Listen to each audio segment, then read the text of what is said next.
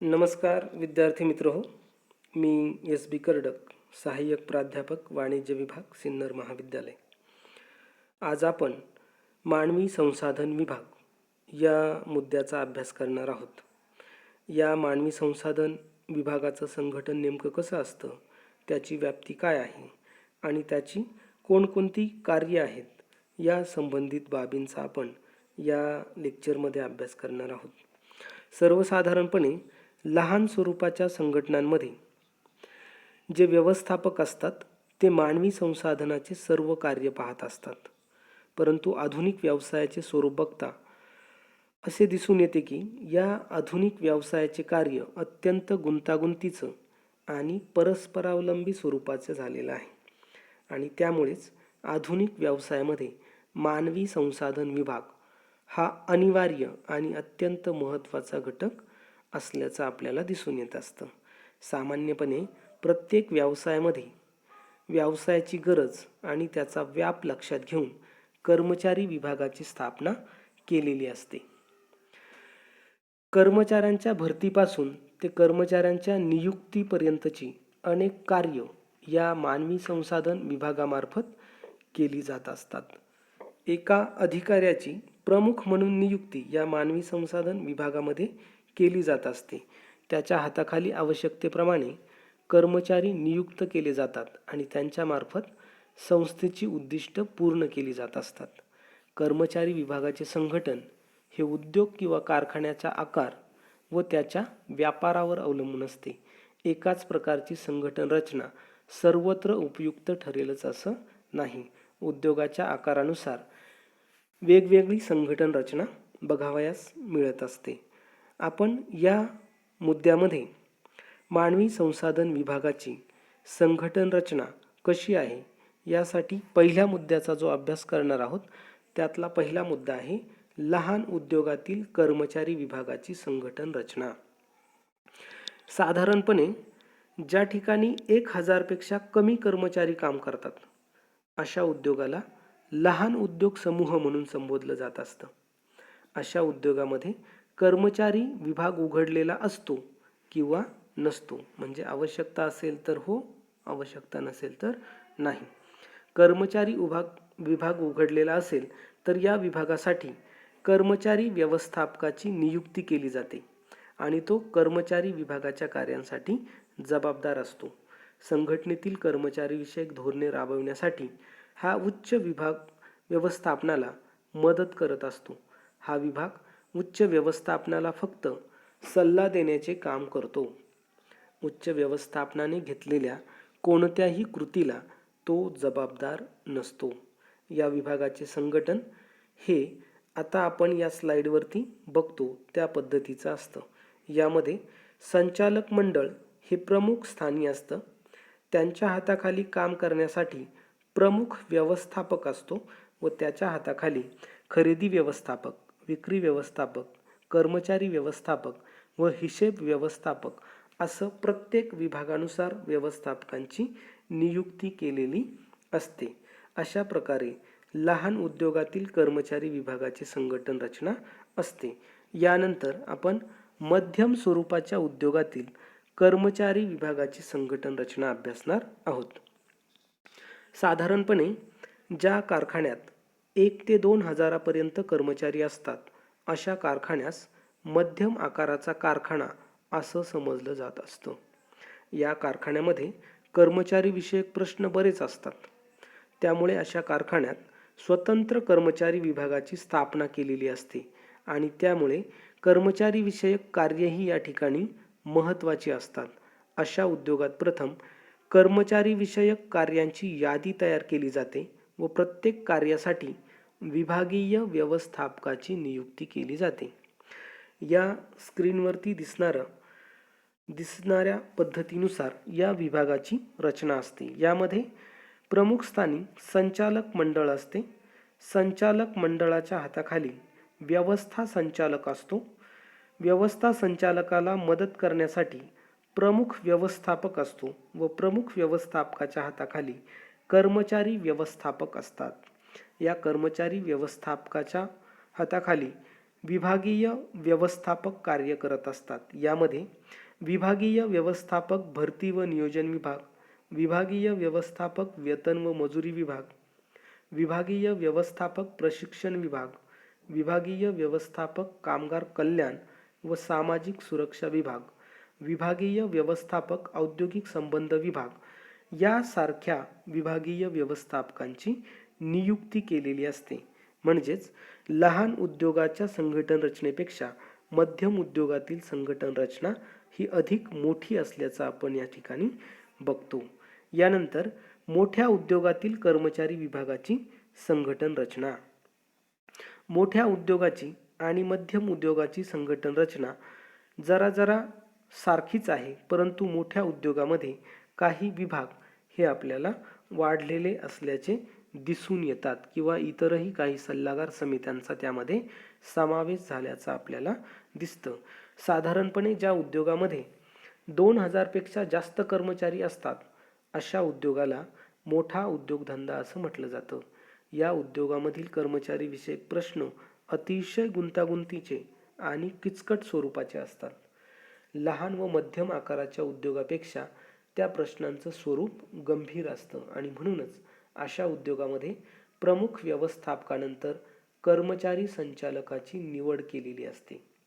कर्मचारी संचालकाच्या हाताखाली कर्मचारी व्यवस्थापक नियुक्त केला जात असतो. कर्मचारी व्यवस्थापकाला सल्ला देण्यासाठी त्याच्या समपातळीवर आवश्यकतेनुसार काही सल्लागार समित्या देखील नियुक्त केल्या जात असतात. जसं या ठिकाणी सल्लागार समित्या कर्मचारी व्यवस्थापकाला मदत करण्यासाठी या सल्लागार समित्या नियुक्त केल्या जात असतात. कर्मचारी व्यवस्थापकाच्या हाताखाली कर्मचारी विभागाची कार्य लक्षात घेऊन निरनिराळ्या विभागीय व्यवस्थापकांची नियुक्ती केली जाते आणि त्यामध्ये या स्क्रीनवरती दिसणाऱ्या संघटन रचनेनुसार एक संघटन रचना तयार करून कारखान्यात प्रमुख ठिकाणी ती मांडली जात असते. परंतु कारखान्याचे काही उद्योग किंवा विभागीय कार्यालये असतील तर अशा प्रत्येक विभागासाठी अशी संरचना तयार केली जाऊ शकते. म्हणजेच मोठ्या आकारातील उद्योगाची कर्मचारी विभागाची संघटन रचना ही अधिकच विस्तृत असते.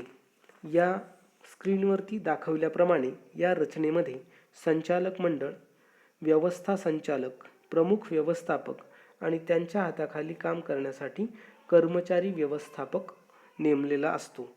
या कर्मचारी व्यवस्थापकाला सल्ला देण्यासाठी काही सल्लागार समित्यांची देखील या ठिकाणी नियुक्ती केली जात असते आणि त्यानंतर मध्यम स्वरूपाच्या संघटन रचनेमध्ये असलेले सर्व व्यवस्थापक या मोठ्या आकारातील कर्मचारी विभागाच्या संघटन रचनेमध्ये समाविष्ट होत असतात. अशा प्रकारे मानवी संसाधन विभागाची लहान, मध्यम आणि मोठ्या उद्योगातील रचना किंवा संघटन आपल्याला सांगता येईल. यानंतर आपण मानवी संसाधन विभागाची व्याप्ती या महत्त्वाच्या मुद्द्याचा अभ्यास करणार आहोत. मानवी संसाधन व्यवस्थापनाची व्याप्ती ही अतिशय महत्त्वाची आहे. त्यामध्ये आवश्यक ते मनुष्यबळ प्राप्त करणं, मनुष्यबळ टिकवून ठेवणं, मनुष्यबळाची कार्यक्षमता वाढविणं, त्यांना प्रेरणा देणं, बदलांचं व्यवस्थापन यासारख्या महत्त्वाच्या मुद्द्यांचा समावेश होत असतो. यातला पहिला जो मुद्दा आहे तो आहे आवश्यक ते मनुष्यबळ प्राप्त करणं. मानवी संसाधन व्यवस्थापक आपण काम करत असलेल्या कारखान्यातील किंवा उद्योगातील मनुष्यबळ प्राप्त करण्याचं कार्य या ठिकाणी करत असतं. दुसरा मुद्दा आहे मनुष्यबळ टिकवून ठेवणं. नुसतं मनुष्यबळ प्राप्त करून चालत नाही, तर त्यांना वेतन, कामाचे तास, कामाची परिस्थिती, आरोग्य सुरक्षितता, परस्पर संबंध, अवांतर लाभ यासारख्या बाबतीत समाधानी ठेवावं लागतं आणि त्यांना टिकवून ठेवावं लागत असतं. नाहीतर कर्मचारी काम सोडून जाण्याचं प्रमाण कमी अधिक प्रमाणात होऊ शकतं. तिसरा मुद्दा आहे कार्यक्षमता. कर्मचाऱ्यांची योग्य ठिकाणी नियुक्ती, प्रशिक्षण आणि उच्च पातळीवरील कामगिरी यातून त्यांची कार्यक्षमता दिसून येत असते. अशी कार्यक्षमता राखणं हे मनुष्यबळ व्यवस्थापनाचंच कार्य आहे. त्यानंतर संप्रेरण. कर्मचाऱ्यांना कामाची स्वयंप्रेरणा असणं हे अधिक महत्त्वाचं आहे. बऱ्याच वेळा व्यक्तिगत प्रयत्नांची दिशा आणि संस्थेची उद्दिष्टे यामध्ये तफावत असू शकते. संस्थेच्या उद्दिष्टानुसार काम करण्यास मनापासून थोडे जास्त काम करणं यासाठी संप्रेरणांची किंवा अभिप्रेरणांची गरज असते आणि मनुष्यबळ व्यवस्थापन असं अभिप्रेरणेचं कार्य करत असतं. आणि शेवटचा मुद्दा आहे बदलांचे व्यवस्थापन. सध्याच्या काळात मानवी संसाधन व्यवस्थापनाची व्याप्ती सतत वाढत आहे. झपाट्याने बदलणारी आर्थिक, राजकीय आणि सामाजिक स्थिती याच्याशी जुळवून घेणं आणि त्या सर्व बदलांना समर्थपणे तोंड देणारं मनुष्यबळ विकसित करणं ही मानवी संसाधन व्यवस्थापनाची जबाबदारी आहे. आणि म्हणूनच मानवी संसाधन विभागाच्या व्याप्तीमध्ये आवश्यक ते मनुष्यबळ प्राप्त करणं, मनुष्यबळ टिकवून ठेवणं, कार्यक्षमता सुधारणं, कर्मचाऱ्यांना संप्रेरण देणं आणि बदलांचं व्यवस्थापन करणं यासारखी गोष्टींचा समावेश होत असतो. विद्यार्थी मित्रहो, यानंतर मानवी संसाधन विभागाला कोणकोणती कार्य करावी लागतात या कार्यांचा आपण थोडक्यात आढावा घेणार आहोत.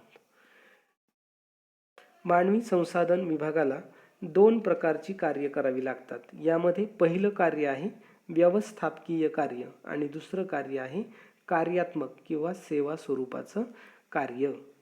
व्यवस्थापकीय कार्यांमध्ये मानवी संसाधन विभागाला नियोजन हे पहिलं कार्य करावं लागत असतं. या नियोजनामध्ये काय करायचं आहे, कोठे करायचं आहे, केव्हा करायचं आहे, कोणी करायचं आहे या संबंधीचे निर्णय घेतले जात असतात आणि हे नियोजन करण्यासाठी भविष्यात काय करायचं आहे त्याबद्दलचा विचार हा नियोजनामध्ये मानवी संसाधन विभाग करत असतो. या मानवी संसाधन विभागाचं दुसरं कार्य आहे संघटन. व्यवसाय संस्थेने ठरवून दिलेली कार्य किंवा उद्दिष्ट पूर्ण करण्यासाठी त्यांना संघटन रचना निर्माण करावी लागते. ही संघटन रचनाच विशिष्ट उद्दिष्टांची अंमलबजावणी करण्याचं कार्य करत असते. त्यानंतर तिसरं कार्य आहे संचालन करणं.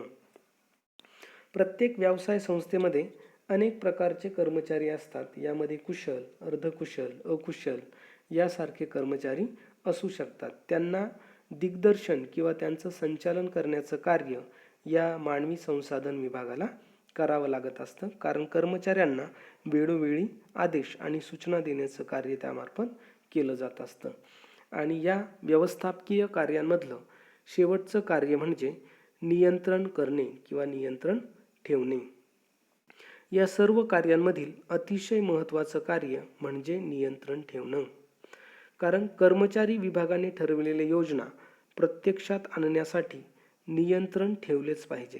नियंत्रण जर नसेल तर वरील 3ही कामे कुचकामी ठरू शकतात आणि म्हणूनच नियंत्रण हे अतिशय महत्त्वाचं कार्य या मानवी संसाधन विभागाला करावं लागत असतं. यानंतर मानवी संसाधन विभागाला जे दुसरं महत्त्वाचं कार्य करावं लागतं ते आहे कार्यात्मक किंवा सेवा स्वरूपाचं कार्य.